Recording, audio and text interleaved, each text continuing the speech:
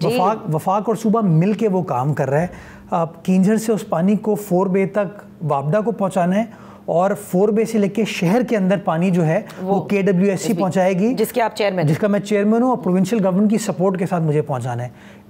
125 अरब रुपए का खर्चा जो है वो वफाक कर रही है पानी को किंझर से 4 बे तक लाने का, और 177 अरब रुपए जो शहर का इंफ्रास्ट्रक्चर है वो KWSC सिंध गवर्नमेंट के इश्तराक से उस काम को अंडरटेक करेगी। हमारा PC1 जो है नादिया, वो पिछले 1.5 साल से घूम रहा है, जाता है वापस आ जाता है। इवेंचुअली बड़ी मेहनत के बाद 9 अगस्त 2023 को कंडीशनल अप्रूवल हो गया उसका, ठीक है, कि जी ये फला कंडीशंस को आप मीट कर दें and it stands approved. Okay. उसकी आज तक अप्रूवल, जो एडमिनिस्ट्रेटिव अप्रूवल होता है ना, वो आज तक नहीं मिला। क्यों? क्योंकि अब वफाकी हुकूमत ये समझती है कि अगेन अप्रूवल के लिए एक्निक के पास जाना पड़ेगा उसको, राइट? जो कि 9 अगस्त को हमारी दानिश में जो हमने कागज़ देखा है उसके तहत हो चुका है।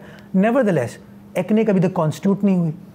जब एक्निक वज़ीर आज़म कॉन्स्टिट्यूट कर देंगे उसके बाद वो डॉक्यूमेंट कंसिडर होगा, उसके बाद अप्रूवल होगा। अब लोग जो है ना, उनको ये टेक्निकलिटीज नहीं पता। तो फिर आप उनको याद दिलाएं कि आप हमेशा कहते हैं कराची को पेरिस बनाएंगे, उसके लिए ये ज़रूरी है कि पहले हम उसको कराची को कराची बना लें। अब मैं आपको क्या बताऊं कि कराची को कराची, या कराची ज़बरदस्त शहर था, और आज भी कराची में ये जो बार बार नेगेटिविटी शहर के बारे में क्रिएट की जाती है ना, तो मैं तो इससे एग्री नहीं करता। आज भी तमाम डिफ़िकल्टीज़ के बावजूद नादिया 10 से 12 हज़ार बंदा कराची शहर में आ रहा है। वो क्यों आता है अगर इतना बुरा शहर है?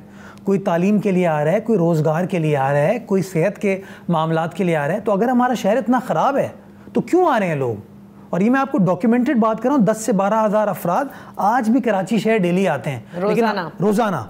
और हमारे शहर का परसेप्शन ये बना दिया गया है कि शहर बहुत ख़राब है। आप SM लॉ कॉलेज जाइए, आप कराची यूनिवर्सिटी जाइए, आप ट्रॉमा सेंटर जाइए।